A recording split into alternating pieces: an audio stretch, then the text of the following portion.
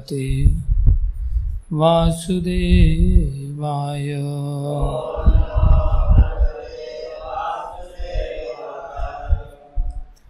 नारायणं नमस्कृत्यं नरं चैव नरोत्तमं देवीं सरस्वतीं व्यासं ततो जयमुदीरये।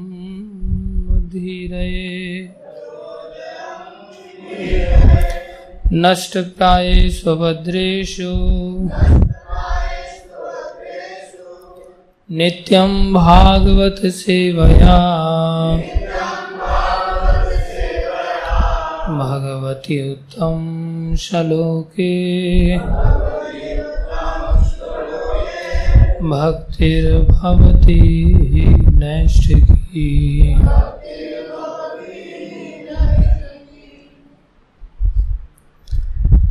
हरे कृष्णा। श्रीमद् भागवतम स्कंद 1 अध्याय 18 श्लोक संख्या 21।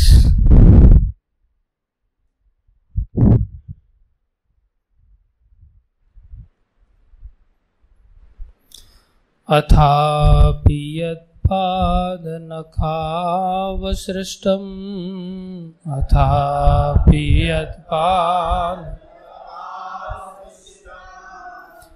जगद्विरिञ्चोपहर्तारवाणाम्भः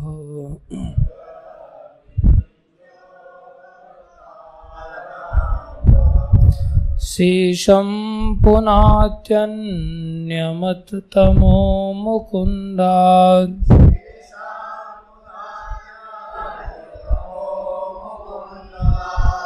को नाम लोके भगवत्पदार्थः।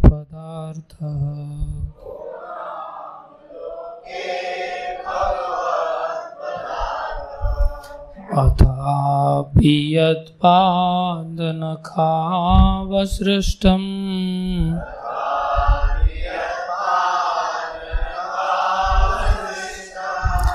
जगद्विरिञ्चोपहर्तारवाणाम्भः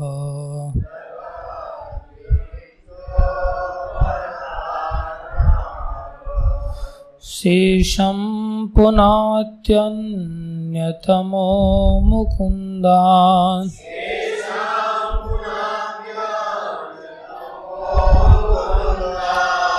को नाम लोके भगवत्पदार्थः।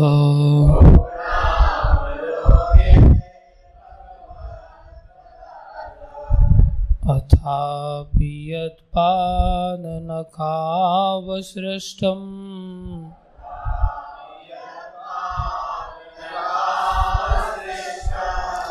जगद्विरिञ्चोपहर्तारवाणाम्भः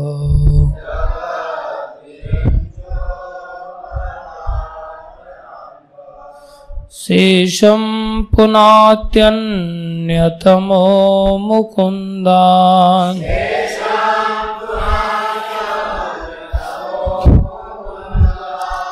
को नाम लोके भगवत्पदार्थः।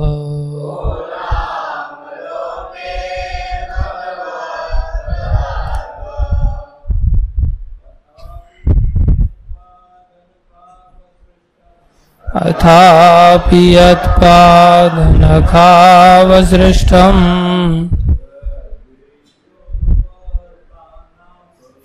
जगद्विरिञ्चोपहर्तारवाणाम्भः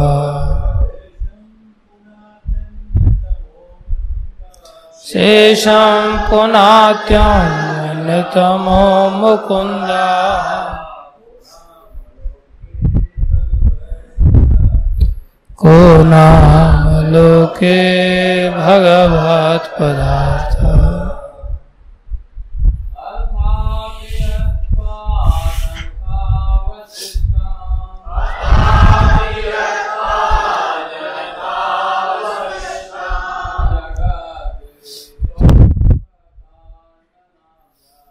जगत विरिंचो परता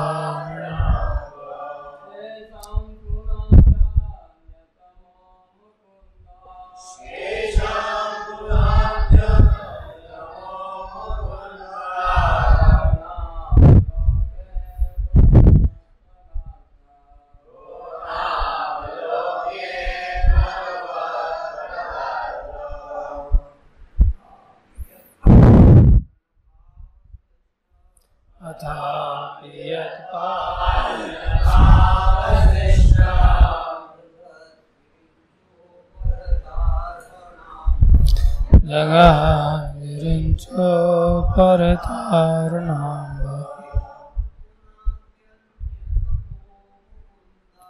शेषं पुनात्यन्यतमो मुकुन्दा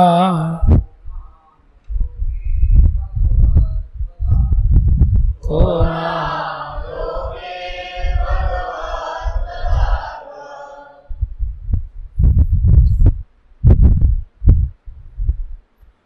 माताएं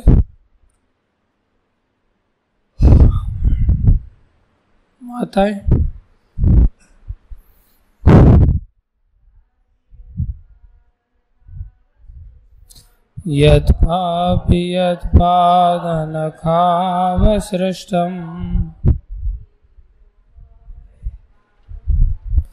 जगद् विरिञ्चो परतारुणाम्ब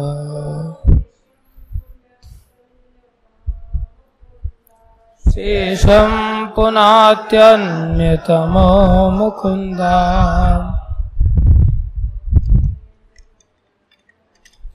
को नाम लोके भगवत् पदार्थ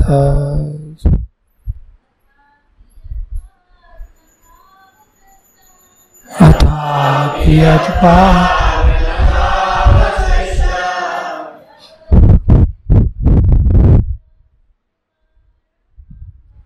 जगद् विरिञ्चो परतारणाम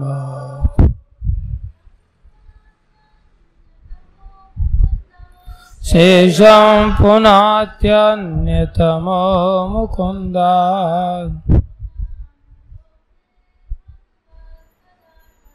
को नाम लोके भगवत् पदार्थ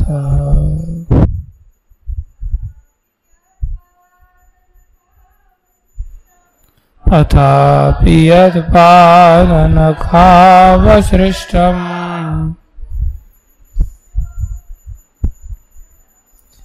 जगद् विरिञ्चो परतारणाम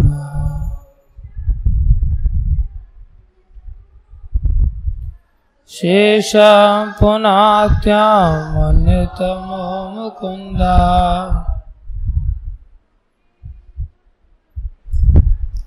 को नाम लोके भगवत् पदार्थ।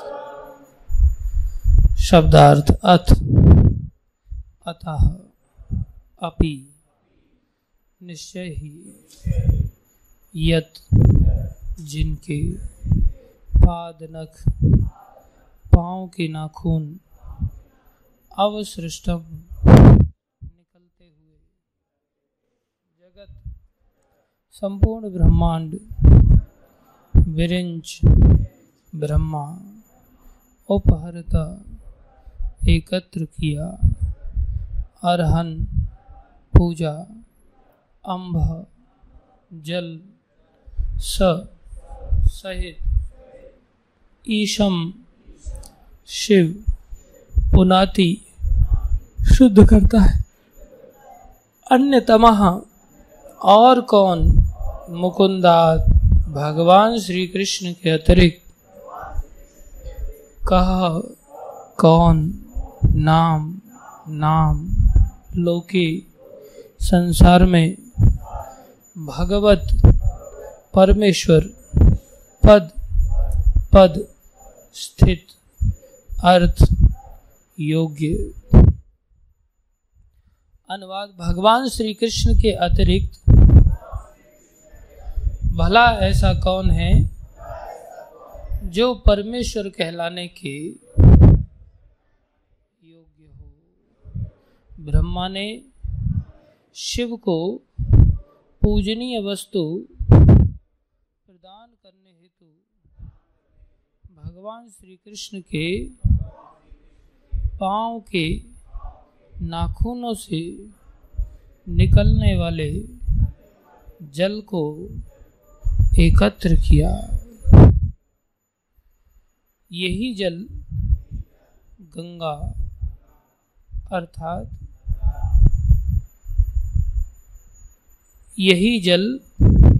अर्थात गंगा शिव सहित संपूर्ण ब्रह्मांड को शुद्ध बना रहा है। बहुत विशेष श्लोक है, कृपा करके इसके तात्पर्य पर ध्यान दें। तात्पर्य अर्चनी वंदनी प्रातः स्मरणीय श्रील प्रभुपाद जी द्वारा। श्रील प्रभुपाद की जय। अज्ञानियों द्वारा वैदिक साहित्य में अनेक देवों की अवधारणा सर्वथा भ्रांत है। श्री भगवान एक एवं अद्वितीय हैं, लेकिन वे अनेक प्रकार से अपना विस्तार करते हैं और इसकी पुष्टि वेदों में होती है। श्री भगवान के ऐसे विस्तार असंख्य हैं, लेकिन उनमें से कुछ जीव भी हैं। जीव श्री भगवान के पूर्ण अंशों के समान शक्तिशाली नहीं होते, अतएव दो प्रकार के विस्तार अंश होते हैं। ब्रह्मा सामान्यतया जीवों में से एक हैं और शिव श्री भगवान तथा जीवों के बीच माध्यम स्वरूप है। दूसरे शब्दों में ब्रह्मा तथा शिव भी जो देवताओं में अग्रणी हैं, भगवान श्री विष्णु के तुल्य या उनसे बढ़कर नहीं हैं। लक्ष्मी देवी तथा ब्रह्मा एवं शिव जैसे शक्तिमान देवता श्री विष्णु अथवा भगवान श्री कृष्ण की आराधना में संलग्न रहते हैं। अतएव मुकुंद भगवान श्री कृष्ण के अतिरिक्त और कौन अधिक शक्तिशाली हो सकता है जो यथार्थ रूप में पूर्ण पुरुषोत्तम भगवान कहला सके। लक्ष्मी जी ब्रह्मा तथा शिव स्वतंत्र रूप से शक्तिमान नहीं है, वे परमेश्वर के विस्तार रूप में ही शक्तिमान हैं। वे सभी श्री भगवान की प्रेममयी दिव्य सेवा में संलग्न रहते हैं और उन्हीं की तरह सभी जीव भी। श्री भगवान की भक्ति करने वाले भक्तों को 4 संप्रदाय हैं, जिनमें से ब्रह्म संप्रदाय, रुद्र संप्रदाय तथा श्री संप्रदाय प्रमुख हैं, जो क्रमशः ब्रह्मा, शिव तथा लक्ष्मी से पृथक आते हैं। इन तीनों के अतिरिक्त एक चौथा संप्रदाय कुमार संप्रदाय है, जो सनत कुमार से आता है। ये चारों मूल संप्रदाय आज भी श्री भगवान की दिव्य सेवा में लगे हुए हैं और ये सभी घोषित करते हैं कि भगवान श्री कृष्ण या श्री मुकुंद ही पूर्ण पुरुषोत्तम परमेश्वर हैं और अन्य कोई व्यक्ति न तो उनके समान है न उनसे बढ़कर है।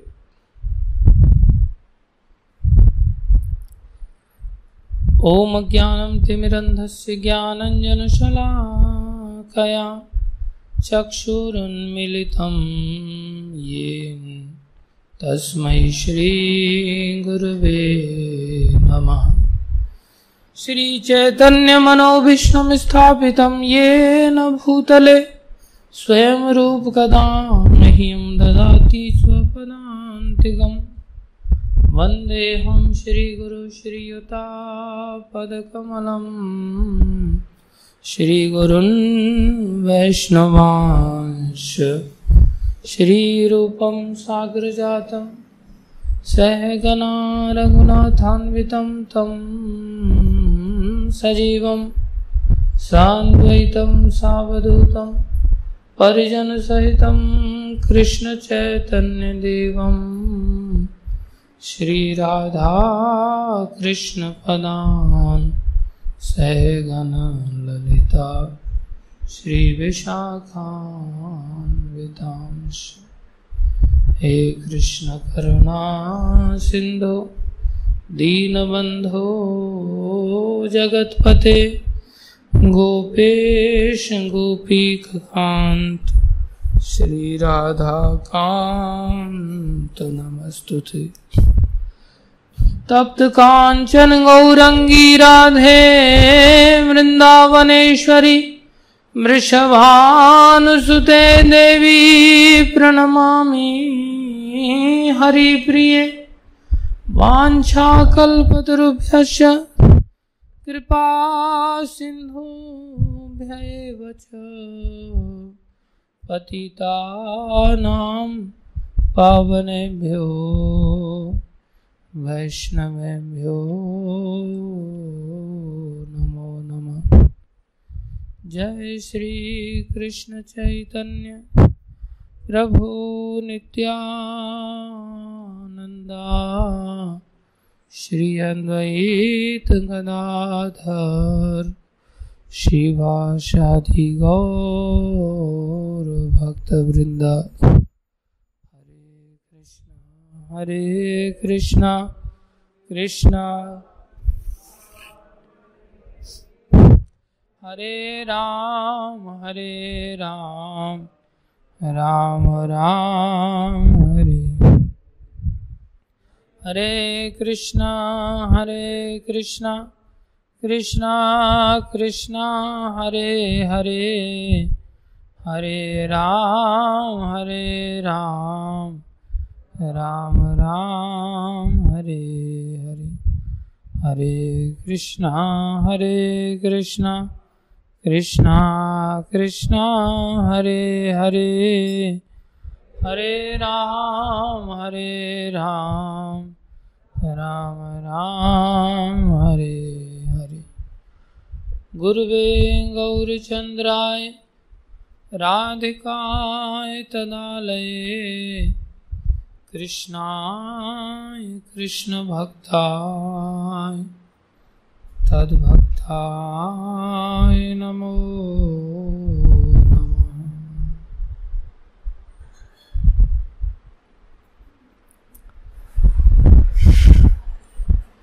हरे कृष्णा।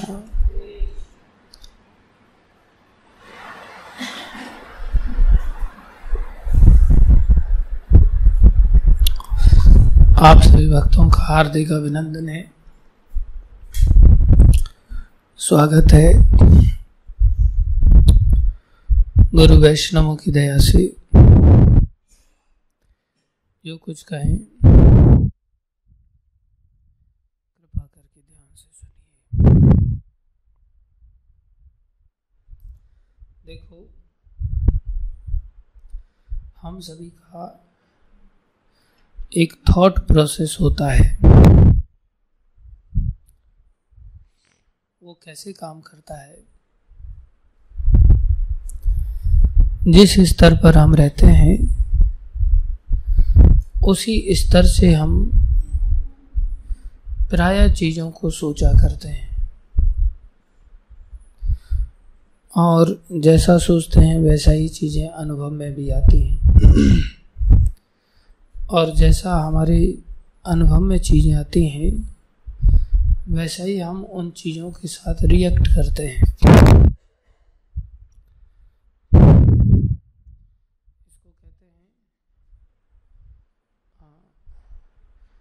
रेस्पॉन्स,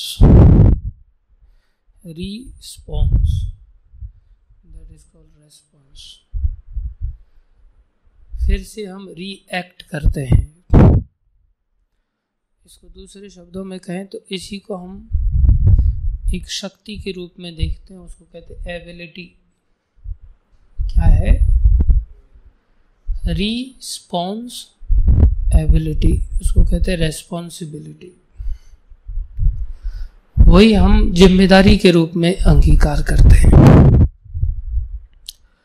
उसको कितना भी कुछ भी समझाओ, उसी तरह से जिम्मेदारी निभाना सोचता है कि इसी तरह से जिम्मेदारी को निभाया जा सकता है।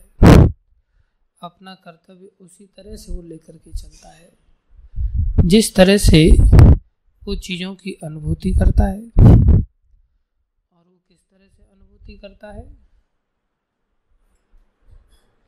हाँ, जिसका थॉट प्रोसेस जैसा है, जैसा उसका दृष्टि है। दृष्टि कैसे बनता है?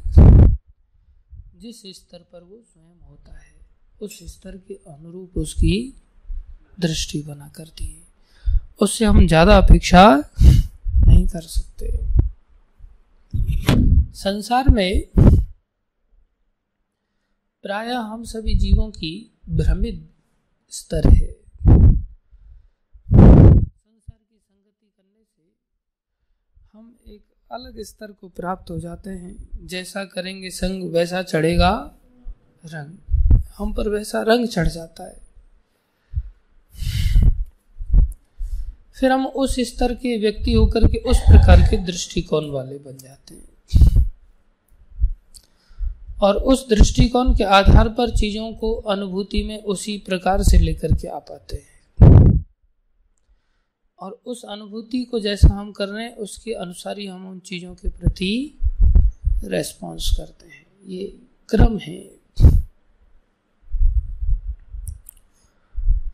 इसलिए जब हम जिस स्तर पर होते हैं प्रायः उस स्तर से दूसरे स्तर पर शिफ्ट करना और उसके पश्चात उसको उस स्तर का दृष्टिकोण डेवलप करना, उसके पश्चात उसको उस प्रकार का अनुभूति का अनुभव कराना और उसके पश्चात उससे वैसे रेस्पॉन्स की अपेक्षा करना, ये एक चुटकी में नहीं होता। इसको समय लगता है। प्रायः हम सोचते हैं कि सामने वाला एकदम से एक चुटकी में ही काम करे, ऐसा नहीं हो पाता। चाहे वो ऊपर से नीचे गिरने का प्रोसेस हो या नीचे से ऊपर उठने का प्रोसेस हो। ऊपर से नीचे गिरने का प्रोसेस थोड़ा फास्ट होता है, नीचे से ऊपर उठने का प्रोसेस थोड़ा कठिन होता है।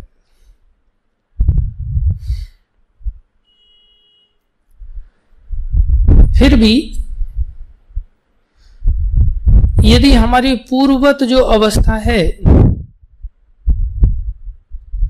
अगर वो पहले की नेचुरल अवस्था उठी हुई है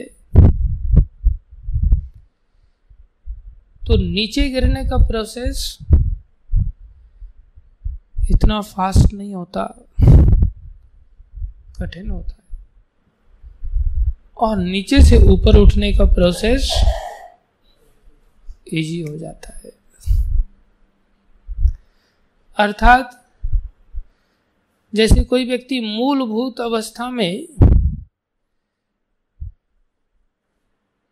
जो जिस स्तर का है उससे अगर दूसरे स्तर को प्राप्त कर लेता है किसी कारणवश, फिर से उसे पहले स्तर पर लाना है तो उसको इतनी कठिनाई नहीं होती, तेजी से आ सकता है वो। लेकिन फिर भी किसी भी जगह पर शिफ्ट होने में थोड़ा समय लग जाता है। इसलिए चीजों को आसानी से, जैसे हमने बताया, ये सब स्टेप्स होते हैं पहुंचने के लिए, क्रियात्मक जीवन जीने के लिए। तो ऐसी स्थिति में क्रिया की अपेक्षा करना ये दूर की बात है। उसकी समझ ऐसी बन जाए, उसको ये बातें समझ में ही आ जाए, ये भी छोटी बात नहीं होती। अभी जैसे ये भागवतम में जो बड़ी बात बताया, बहुत बड़ी बात बता रहे हैं, क्रमशः चल रहा है, लेकिन हम सभी पतित जीवों के हृदय में ये बातें अंदर कहाँ बैठ पाती। अभी जैसे भगवान के विषय में, भगवान श्री कृष्ण के विषय में सुखदेव गोस्वामी बड़ी ऑथेंटिसिटी के साथ, प्रमाण के साथ कह रहे हैं, लॉजिक के साथ कह रहे हैं कि भला उन भगवान से बढ़कर सारी सृष्टि में ब्रह्मा शिव भी नहीं है तो फिर कौन हो सकता है? ब्रह्मा शिव का क्या स्तर है? ब्रह्मा जी जो फर्स्ट लिविंग एंटिटी है, इस सारी सृष्टि के पहले ही जीव हैं। हम तो पहले जीव है नहीं। जिन्होंने इस सृष्टि की सेकंड क्रिएशन भी किया, सेकेंडरी क्रिएशन किया है, वो साधारण है क्या? बोले वो ब्रह्मा भगवान के जो विस्तार हैं विष्णु, उनके चरणों का जो नाखूनों का जो धोया हुआ जल है, उसको क्या करते हैं? उसको कमंडल में इकट्ठा कर लेते हैं। क्या स्तर है भगवान विष्णु का? उसको कमंडल में इकट्ठा कर लेते हैं और उसको शिवजी का क्या स्तर है? बोले वो तो जीवों की कैटेगरी में भी नहीं आते, वो भगवान की कैटेगरी में भी नहीं आते, फिर भी ईश माना गया है उनको। मध्य एक तत्व है जो न जीव है न परम भगवान है, बीच के ईश तत्व हैं। बोले वो ईश्वर कोई चीज पूजनीय पाना चाहते थे तो उनको क्या पूजनीय वस्तु दिया जाए? अर्थात ब्रह्मा से भी श्रेष्ठ हैं शिवजी। वो शिवजी कोई पूजनीय वस्तु पाना चाहते हैं, पूजनीय वस्तु को माथे से लगाया जाता है, सर से लगाया जाता है। बोले क्या इनको पूजनीय वस्तु दें? पूजनीय वस्तु के रूप में उन्होंने क्या दिया? जो जल इकट्ठा कर रखा है वो उनको प्रदान किया। कितना स्पष्ट लॉजिक है भगवान की भगवत्ता को समझने के लिए। इससे बड़ा और लॉजिक क्या चाहिए? लेकिन हमारा खोचड़ा दिमाग, हमारा दिमाग अलग ही दृष्टि में चलता है। कुछ लोगों का दिमाग सीजनल चलता है। जैसे ही गणेश चतुर्थी आ जाएगी, देवा हो देवा गणपति देवा तुमसे बढ़कर कौन, हमारी एक नई भागवत निकल के आती है, नए स्टेटमेंट निकल कर के आते हैं। हे गणपति देवा तुमसे बढ़कर कौन, और तुम्हारे भक्तों में हमसे बढ़कर कौन। तुम्हारे भक्तों में हम सबसे बड़े भक्त हैं, हमसे बढ़कर कोई नहीं हो सकता। इसको सीजनल दृष्टिकोण कहते हैं। जैसी लहर चल रही है मार्केट में, वैसे ही लोग जय जयकार करने लगते हैं। कुछ लोग तो इस स्तर पे भी नहीं आ पाते, देवताओं के स्तर पे भी नहीं आते और नीचे गिर जाते। बोले हे रजनीश ओशो जी तुमसे बढ़कर कौन। फिर एक नई लहर आएगी, बोले सदगुरु से बढ़कर कौन, फिर श्री श्री से बढ़कर कौन। ऐसी लहरें चला करती है मार्केट में। क्या दृष्टिकोण है? उन लोगों के स्तर को बदलना, समझाना है जिनके दिमाग उसी प्रकार से बैठे हुए। कई बार हम लोगों का खुद का एक ऐसा थॉट प्रोसेस है, बोले हर क्षेत्र में हमसे बढ़कर। उस व्यक्ति को भगवान की शरणागति तक पहुंचाना, ऐसी अनुभूति का रियलाइजेशन कराना, इसको कहते अंधतामिश्र अवस्था। कौन सी अवस्था? अंधतामिश्र, घोर अंधेरे की अवस्था। ये ज्ञान है या अज्ञान है? कितना बड़ा अज्ञान है। जब कहां ब्रह्मा जी हैं, कहां शिव जी हैं और यहां कितना बड़ा अज्ञान है। इस अज्ञान का परिणाम बड़ा भयानक है। क्या परिणाम है? अंधता मिश्र। ऐसा क्यों होता है? बोले अज्ञान से ही होता है। सीढ़ियां हैं नीचे गिरने की। सबसे पहले शुरुआत होती है बोले अविद्या। कहां से शुरुआत होती है? अविद्या से। मैं कुछ हूं ऐसी वृत्ति आ कहां से गई? जबकि शिव जी के अंदर ऐसी वृत्ति नहीं है, ब्रह्मा जी के अंदर ऐसी वृत्ति नहीं है। वो भगवान के नाखून के जल को इकट्ठा करके बैठे हुए हैं और हम उस जल में अपना नाखून पैर मार करके प्रवेश करने का दुस्साहस करते हैं। गंगा जी के अंदर सीधे एकदम से हाथी की तरह घुस जाते हैं। कहां शिव जी उसको अपने मस्तक पे धारण करते हैं। और वो भी क्यों धारण करते? बोले मैं पवित्र हो जाऊंगा। यहां लिख रहे हैं शेषम स ईशम पुनाति अन्यतमो। बोले पुण्य, पुनाति मतलब शुद्ध करने, पुनीत करने वाली गंगा, जो साथ में शिव जी को भी पवित्र करती है, ईश्वर को भी पवित्र करती है। ईश्वर के अंदर क्या अपवित्रता भाई? बोले गलती से भी अगर मैं अलग से स्वतंत्र ईश्वर हूं ऐसी अगर वृत्ति आ जाए तो बोले वो क्या है? अपवित्रता है। सामर्थ्यशाली व्यक्ति को अहंकार ना आए ऐसा बहुत दुर्लभ होता है।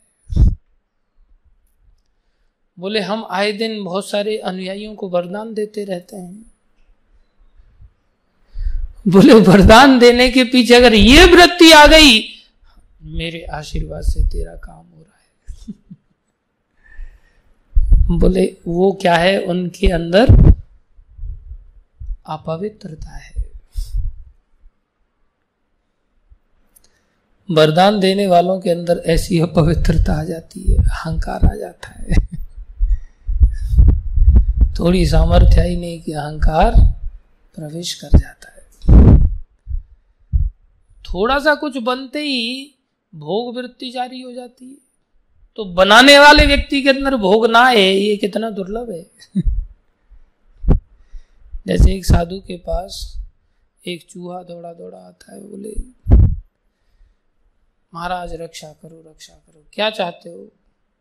बोले मेरे पीछे बिल्ली पड़ी। तो क्या चाहते? बोले मुझे बिल्ली बना दो। बोले तथास्तु।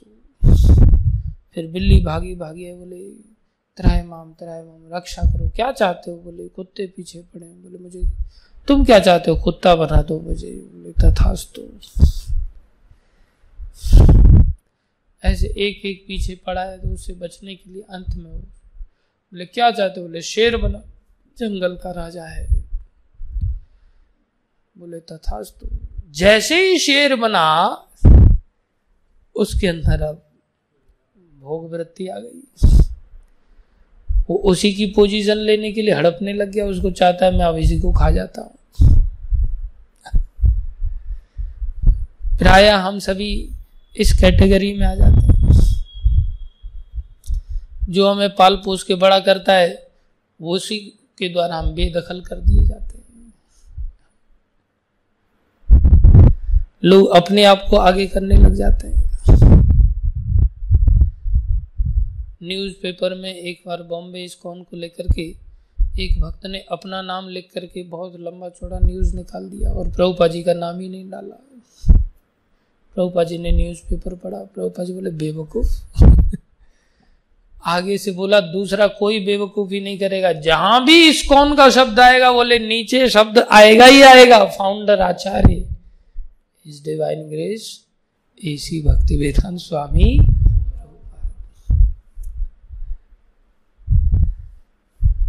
बोले ये लॉ बन गया। बनाना पड़ा प्रभुपाद जी को, अन्यथा ये अपने पैरों पे कुल्हाड़ी मारेंगे। बोले इसके कारण से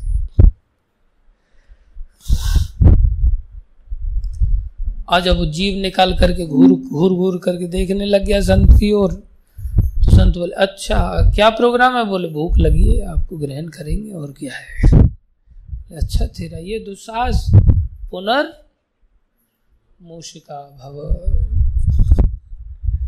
जब मैं तेरे को शेर बना सकता हूं तो फिर से चूहा भी बना सकता हूं। फिर से क्या बना दिया? चूहा बना दिया। प्राय हम सभी सर पे चढ़ने के लिए एकदम तत्पर रहते हैं। शुरुआत में एकदम बहुत विनम्रता का परिचय दिया जाता है, धीरे धीरे धीरे धीरे धीरे धीरे कब सर पे चढ़ जाते हैं पता ही नहीं चलता। इसको कहते हैं कंटेमिनेशन। क्या कहते हैं? ये कैसे आता है? बोले फैमिलियरिटी ब्रीड्स कंटेमिनेशन। जब हम बहुत ज्यादा फैमिलियर होने लग जाते हैं तो हम दोष दर्शन करने लग जाते हैं, धीरे धीरे हमें पोजीशन प्राप्त होती जाती है, फिर हम सर पे चढ़ने लग जाते हैं। ये क्या है? दूषित अवस्था है, ये अपवित्रता है। ये अपवित्रता सहज है ऐसा आना, कुछ भी प्राप्त होते ही। जब प्राप्त होने से अपवित्रता आ रही है तो जो प्राप्ति करा रहा है,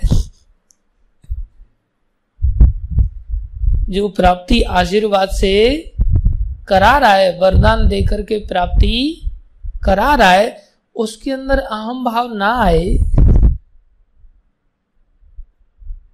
उसके अंदर मैं ना आए, ये सहज है क्या? नारद जी जाकर के ब्रह्मा जी, आप तो जगत गुरु हैं, आपसे पहले तो कोई संसार में था ही नहीं, आप तो इस परंपरा के ज्ञान देने वाले आप ही तो हैं। ब्रह्मा जी कांप जा रहे हैं। ब्रह्मा जी कह रहे, ओ देखो माया कितनी प्रबल है भगवान की, तुम भी मेरे को जगत गुरु कह रहा है। जबकि ब्रह्मा जी लीगली जगत गुरु है, एक दृष्टि से देखा जाए तो सारे जगत ज्ञान देने का अथॉरिटी वो है। वो ब्रह्मा जी कह रहे माया बड़ी प्रबल है, तुम मेरे को जगत गुरु मान रहा है, और देखो मैं कई बार मान भी रहा हूं अपने आप को। वास्तव में जगत गुरु तो श्री कृष्ण है, कृष्णम वंदे जगत गुरु। बोले ये अपवित्रता कब प्रवेश कर जाती है ये पता ही नहीं चलता। उस अपवित्रता को दूर करने के लिए पवित्र करने का जो उपाय है वो भगवान श्री कृष्ण के चरणों का आश्रय है। बोले उसका आश्रय सदा लेकर के चलते हैं, जिससे ब्रह्मा जी जब चाहें तब कमंडल से उस जल को निकालते हैं और छींटे मार लेते। बोले अब मैं पवित्र हो जाऊंगा। उनको पता चलता है अपनी इस नाखून के जल के बराबर भी औकात नहीं।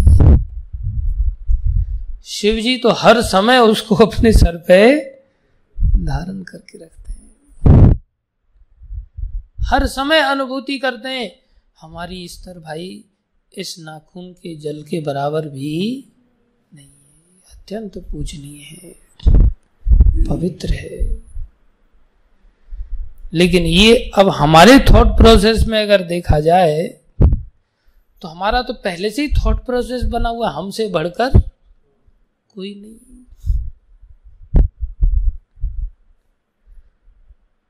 बोले उस स्थिति से इस स्तर पर लाना, जब ब्रह्मा शिव इस प्रकार से सोच रहे हैं तो हम किस स्तर के? हम तो मक्खी मच्छर भी नहीं उनके समक्ष। हमें कितना समर्पित भाव से, कितना अहंकार से रहित होकर के सोचना पड़ेगा। जो हमारी कॉन्स्टिट्यूशनल पोजीशन है आत्मा होने के नाते, जीवेर स्वरूप होय कृष्णेर नित्य दास, दासी नहीं दास, दास अनुदास, महाप्रभु कह रहे हैं। और इसका बोले ये तो बहुत त्यज्य स्थान है, ये तो बहुत त्यज्य स्थान है। बोले त्यज्य नहीं है। ब्रह्मा जी का ब्रह्मत्व, शिव जी के अंदर शिवत्व क्यों है? क्योंकि वो ऐसा सोचते हैं।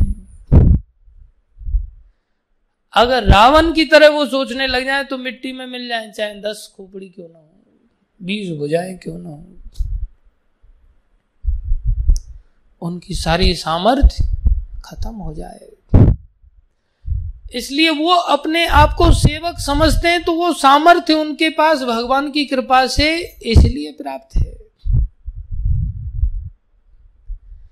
जो अपने आप को भगवान का दास समझेगा वो भगवान की हर कृपा को प्राप्त कर पाएगा।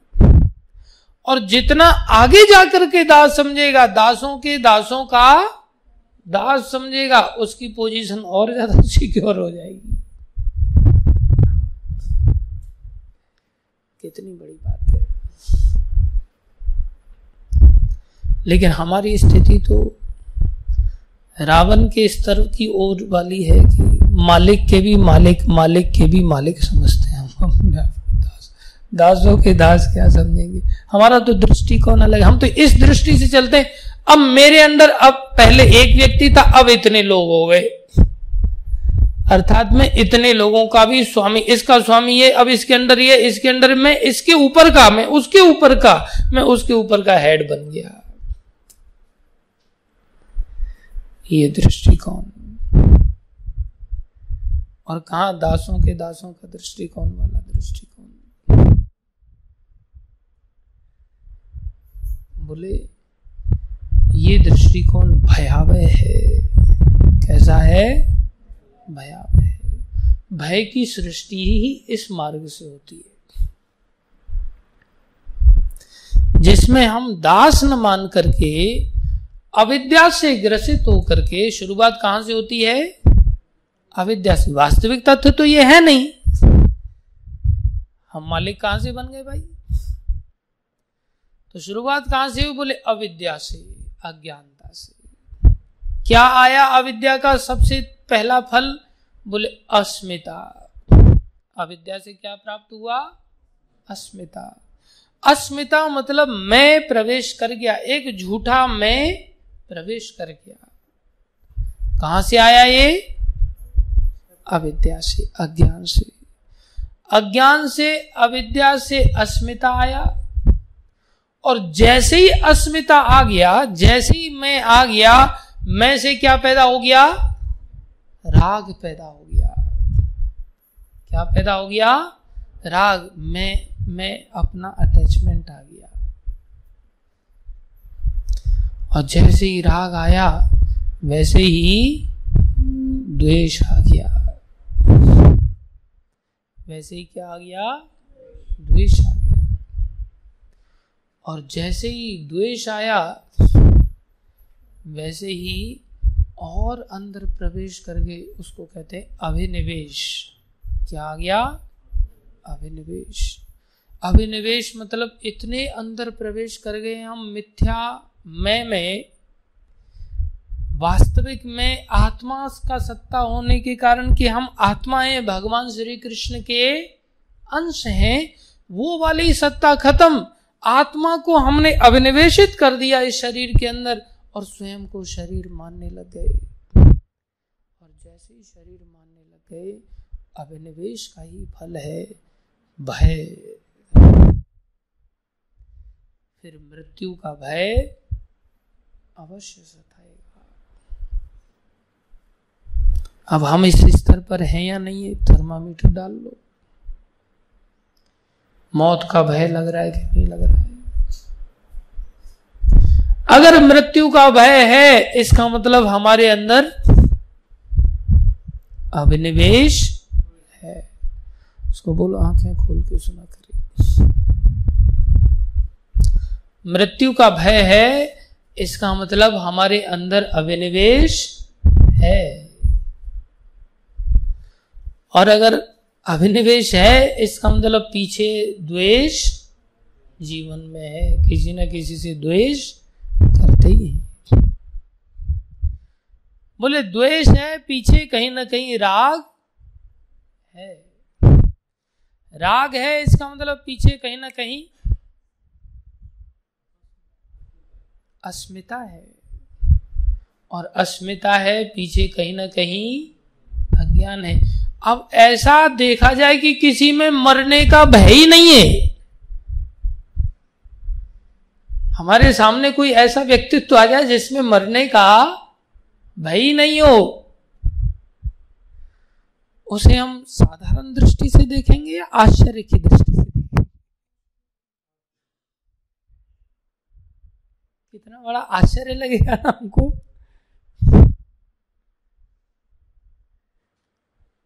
कोई व्यक्ति ऐसा देखे जिसके अंदर द्वेष ही ना हो किसी से, मतलब मरने का भय नहीं, मतलब द्वेष होगा क्या उसके अंदर? वो हमें कैसा लगेगा?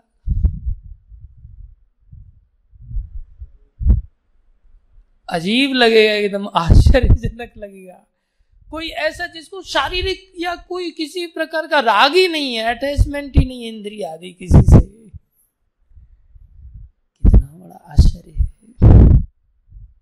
कोई ऐसा दिखाई दे जाए जिसके अंदर वो नहीं है, तो इसका मतलब मैं भी नहीं है ना, मैं है तो फिर मैं के लिए भोक्तापन आएगा, तब राग तो होगा ही भोगों से फिर।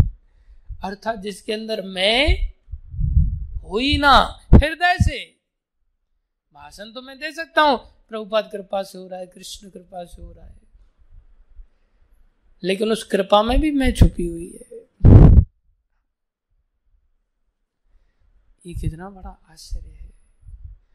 और फिर उसमें ऐसा अज्ञान कहां होगा जहां से ये सब चीजों की शुरुआत है। हृदय से कोई ऐसा बोल पाए हर सेंटेंस में उनकी कृपा से।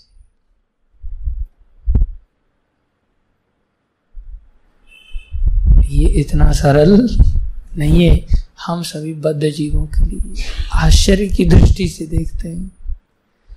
और कैन यू इमेजिन, अगर आप प्रहलाद महाराज का जीवन चरित्र पढ़ोगे, उसमें प्रहलाद महाराज को जब संड और अमरक कहते हैं कोई तो दूसरा व्यक्ति है जो बाहर से आके तुम्हें पॉल्यूट कर रहा है,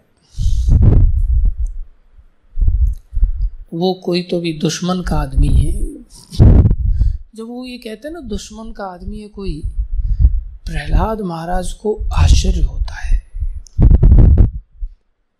प्रहलाद महाराज आश्चर्यचकित होकर के देखते हैं, इसका मतलब कोई अपना भी होता है और कोई पराया भी होता है।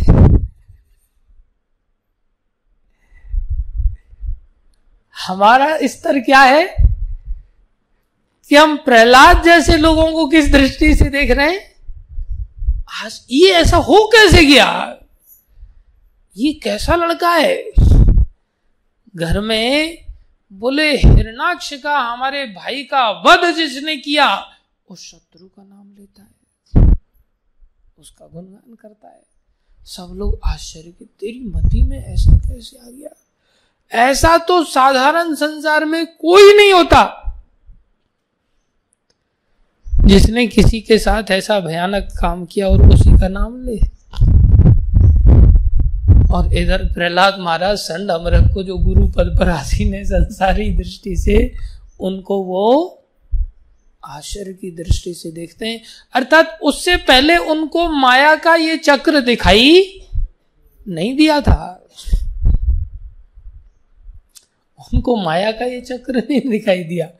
आज उनको माया की जो पढ़ी हुई बातें शास्त्रों में बताई जाती कि माया ऐसी होती है, आज उनको माया का अनुभव हो रहा था। ये ऐसे ही है जैसे कभी हमें भक्ति का अनुभव हो जाए, हमारे हृदय से कभी गला रुंध जाए, कभी अश्रुपात होने लग जाए। हाँ, ओहो भक्ति ऐसी होती है। हम उसे कितने आश्चर्य की दृष्टि से देखेंगे।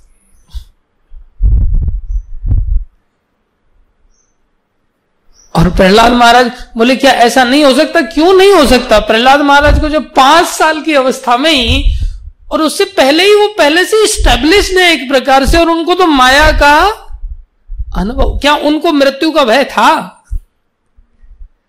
प्रहलाद महाराज को बिल्कुल भी मृत्यु का भय नहीं। और हम अपने आप को कितना बड़ा भक्त समझते हैं। हे कृष्ण, आपके भक्तों में हमसे बढ़कर कौन?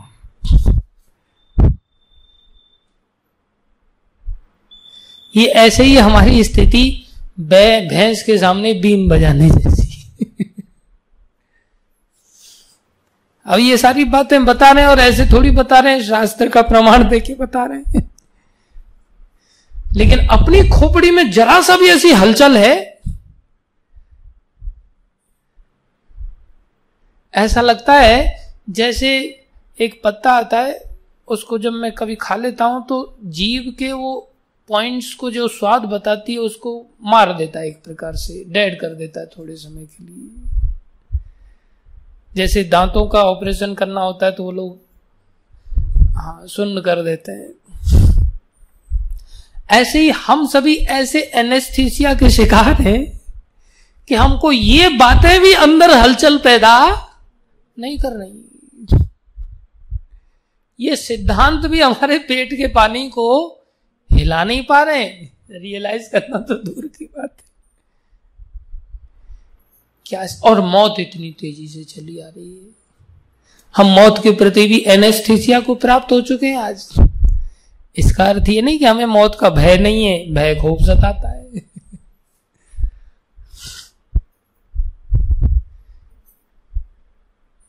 और प्रहलाद महाराज की स्थिति क्या है, कैसे ऐसी स्थिति क्या आ नहीं सकती, बहुत कठिन होता है क्या? बोले नहीं, ऐसी स्थिति आना कोई कठिन नहीं है। गर्भावस्था में ही उन्होंने नारद जी का दिव्य सानिध्य प्राप्त कर लिया, बस ये मात्र कारण था। और बचपन से ही कृष्ण अनुभूति हो रही है, बचपन से ही। न उनके अंदर अविद्या है, न उनके अंदर अस्मिता है, न उनके प्रति अंदर किसी के प्रति राग है, न किसी के प्रति द्वेष है, न अभिनिवेश है, इसलिए मृत्यु का भय ही नहीं है। कितनी ऊंची अवस्था प्राप्त कर ली। हमारे साथ ऐसा क्यों नहीं होता? बोले हमने भी गर्भ में भौतिक शिक्षा ऐसे ही प्राप्त कर रखी है, हेरिटेज में। इसलिए गलती से भी ऐसा नहीं हो पाता हमारे जीवन में कि हम अभिनिवेश ना हो, पहले ही अभिनिवेश की अवस्था से ही पैदा होते हैं। लेकिन ये जीवन काल एक मौका जरूर है।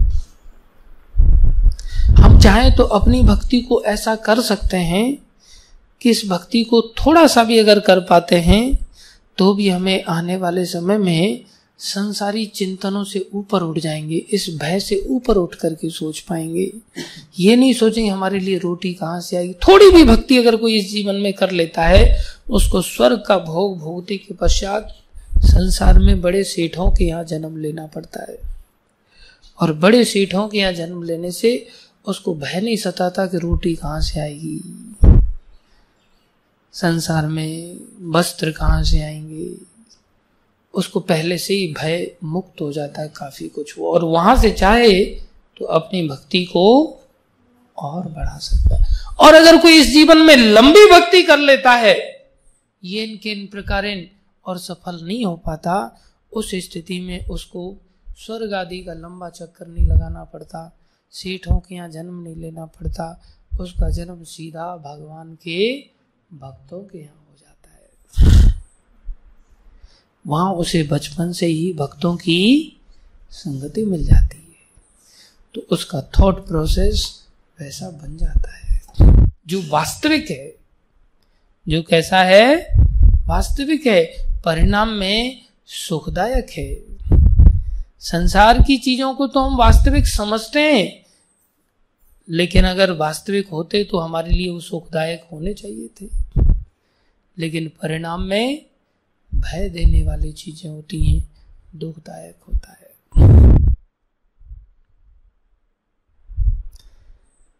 इसलिए हमें इस चीज को समझना है, एकमात्र उपाय है भक्तों का सानिध्य, बस, और कोई दूसरा उपाय है ही नहीं।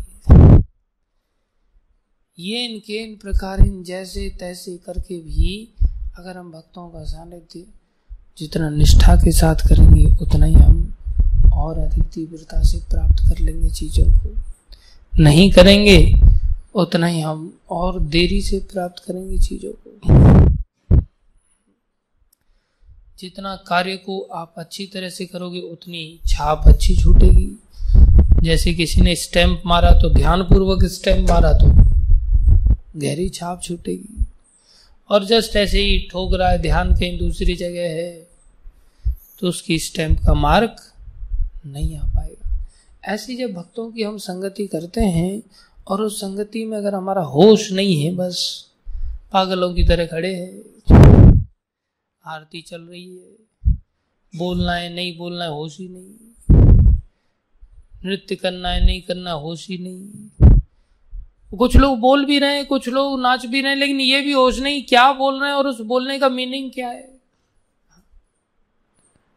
होश ही नहीं। श्री विग्रहारा आराधन नित्य नाना, ये शब्द का अर्थ क्या है? उस शब्द में निवेश, उस शब्द में चेतना प्रवेश नहीं कर रही है। बोल रहे हैं चेतो दर्पण मार्जनम, बस फॉर्मेलिटी के लिए सब बोल रहे हैं।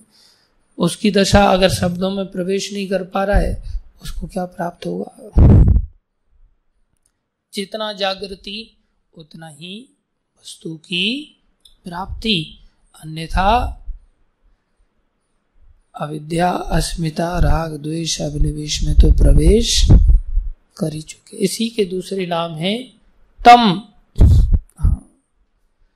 तम माने अंधकार, अंधकार माने अविद्या।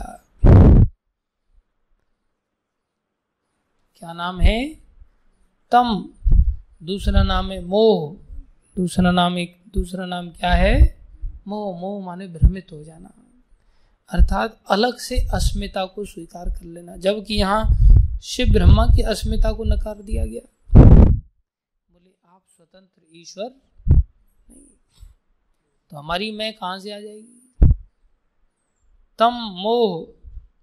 और बोले उस मोह से आसक्ति हो गई, उसको राग कहते हैं। उस मैं से अटैचमेंट होना चालू हो जाए, बोले वो महामोह। क्या है? महामोह। तम, मोह, महामोह। और उसके बाद अगर द्वेष पैदा हो गया जीवन में किसी के प्रति, बोले वो तामिश्र। वो क्या है? तामिश्र। और अगर अभिनिवेश आ गया, उसे अंध तामिश्र कहते हैं। तम, मोह, महामोह, तामिश्र और अंध तामिश्र। कौन से नरक में जाएगा फिर वो? अंध तामिश्र नरक में बहुत तेजी से जाएगा। अब कोई कहे ये बात सही है कि गलत है? भाई यार गंगा जी के दर्शन कर लो जाकर के, भरोसा नहीं हो रहा है तो। कितने समय से गंगा जी बहती चली आ रही है। जब गंगा जी हैं तो ये श्लोक सत्य हैं, ये श्लोक सत्य हैं तो बाकी चीजें भी सत्य हैं। इससे हमें अपने जीवन को बचाना है। अंध तामेश्वर में गिरने से बचाने का एक मौका है, लेकिन ये तभी सफल हो पाएगा जब हम इन बातों को थोड़ा सा तथ्यात्मक रूप से ग्रहण करने की चेष्टा करें।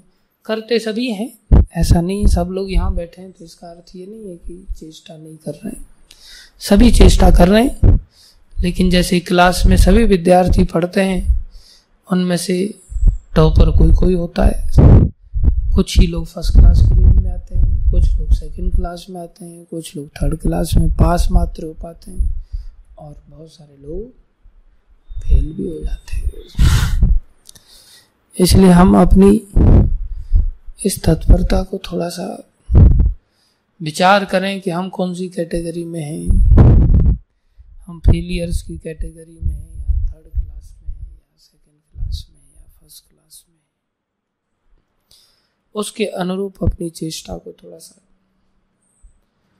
जागृत करने की चेष्टा करें, उस प्रकार से चिंतन मनन करने की चेष्टा करें, तो अवश्य ही इस भागवतम रूपी वरदान के द्वारा हमारा भला हो सकता है। और इन चीजों को याद रखना है तो इनको दूसरों को जरूर बताने की चेष्टा करनी चाहिए, जिससे ये सब चीजें हमारे हृदय में थोड़ी याद आ जाती हैं। साथ में चेष्टा करें कि बताते समय अहंकार ना आ जाए कि देखो मैं कितना बड़ा ज्ञानी हूँ और मैंने कितना बढ़िया तरह से बता दिया। बोले वो अपवित्रता है। इसलिए श्रेय हमेशा पूर्ववर्ती आचार्यों को ही देने की चेष्टा करें। और ये सारा श्रेय प्रभुपाद जी इसी प्रकार से महाप्रभु को देते थे, भक्ति सिद्धांत महाराज को देते थे। मैंने गुरु महाराज को देखा है, वो हर चीज के प्रति पीछे श्रेय प्रभुपाद जी को देते हैं। हम भी जब ऐसे विनम्र हृदय से बन जाते हैं तो हमारे लिए भी पूर्ववर्ती आचार्यों को श्रेय देना सहज हो जाता है। और श्रेय देने का एक ही उपाय है कि हम ऐसे पूर्ववर्ती आचार्यों की दया को समझें कि इन्होंने हमारे लिए क्या किया है। लेकिन हम खुद की मैं को लेकर के बस बखान करते रहते हैं और फिर भैया बार बार मृत्यु का भय हमें सताएगा और हम इससे कभी नहीं निकल पाएंगे। धन्यवाद आप सभी भक्तों का धैर्य पूर्वक श्रवण करने के लिए। कोई प्रश्न है किसी का तो पूछ सकता है। यस प्रभु जी।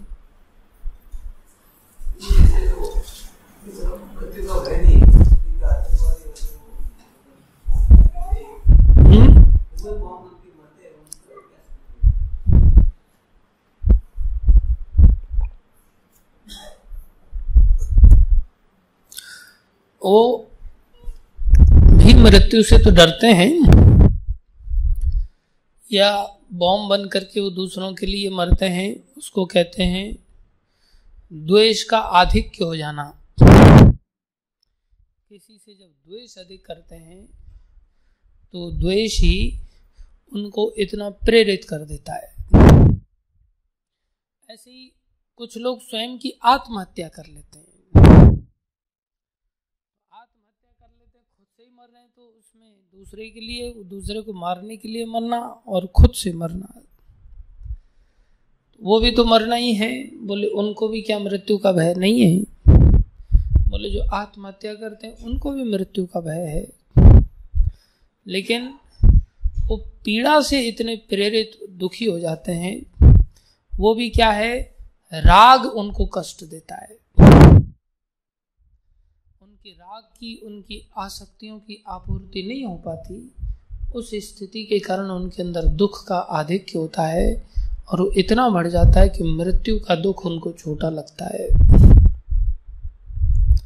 तो एक द्वेष का दुख सताता है, एक राग का दुख सताता है।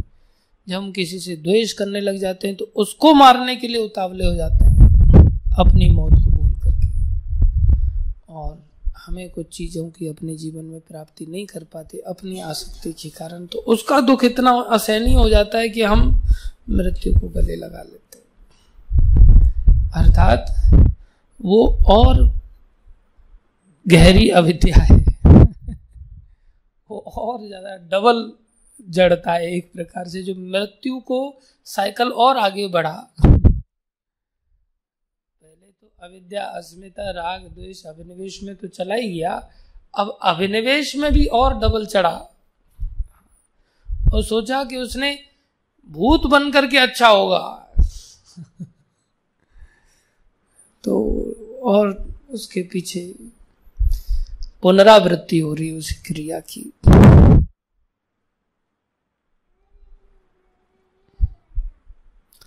और कोई प्रश्न है? यस।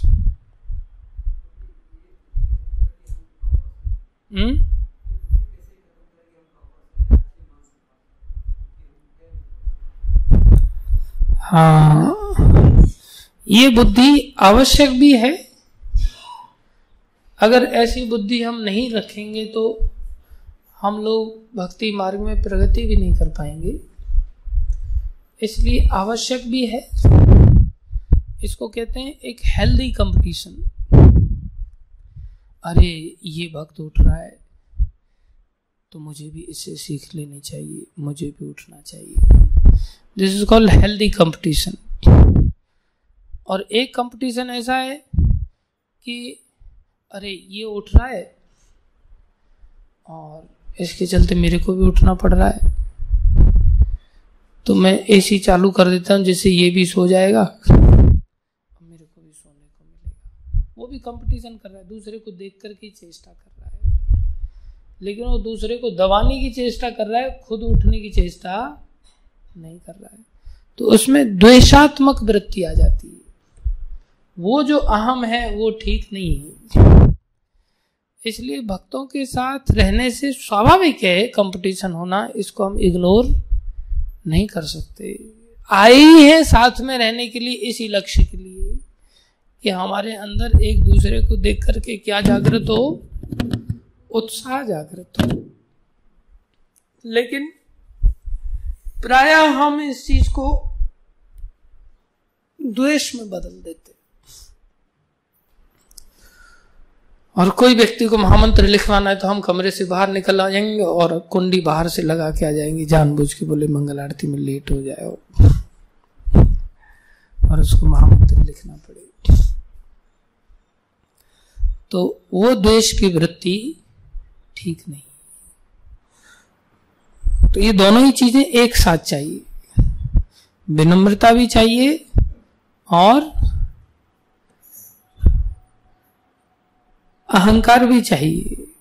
तो विनम्रता की वृद्धि से अहंकार की प्राप्ति वो ठीक है।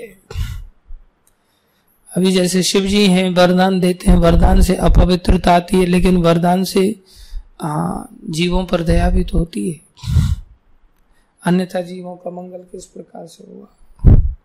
तो उन्होंने वो पोजीशन स्वीकारी इस प्रकार से किया है। तो पहले हम विनम्र बने, फिर हम अधिकार प्राप्त करें। वो प्रदत्त अधिकार माना जाता है। जैसे कोई प्रेसिडेंट बन रहा है, कोई महंत बन रहा है, ये सब अहंकार को पैदा भी करते हैं, लेकिन ये बड़ी सेवा का अधिकार भी देते हैं। तो प्रचार करने में आदमी को रिस्क भी बहुत ज्यादा है, लेकिन प्रचारक भगवान को प्रिय भी बहुत ज्यादा है। तो पहले हम प्रियता को ध्यान में रखते हुए प्रचारक बने, और पीछे अहंकार आ जाता है तो वो शुद्ध होता रहेगा।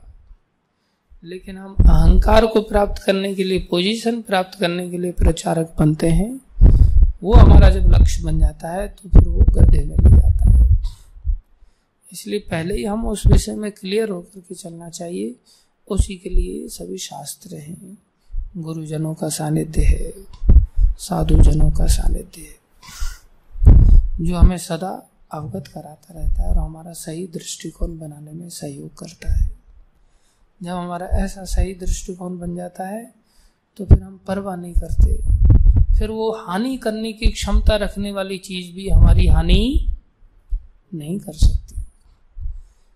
जब दया का दृष्टिकोण अधिक होता है, तब शिवजी ने हलाहल का पान किया, जो साक्षात रूप से जहर है, लेकिन उस जहर का कोई असर नहीं हुआ। लक्ष्य क्या है? जीवों पर दया। और कोई अगर शिवजी की नकल करके और सोचे कि मैं धतूरा खा लेता हूं, तो भाई उसका असर तो उसके जीवन में होगा। तो हम जिस लक्ष्य के साथ आगे बढ़ते हैं वही चीज शोभनीय हो जाती है। शिवजी के लिए वही हलाहल शोभनीय हो गया, नीलकंठ नाम पड़ गया। तो हमारे लिए कोई भी विपरीत परिस्थिति भी सराहनीय और श्रेष्ठ बन जाएगी यदि हम उसको सही दृष्टिकोण के साथ स्वीकार कर पाते।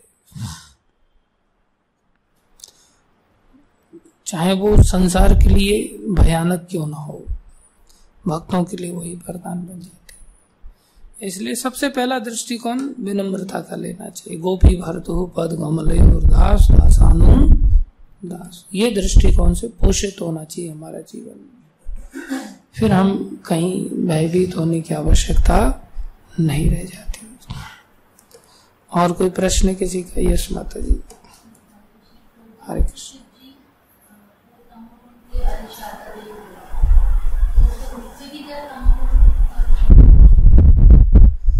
हाँ, वो तमोगुण से प्रभावित हो सकते हैं, तमोगुण के अधिष्ठाता होते हुए भी।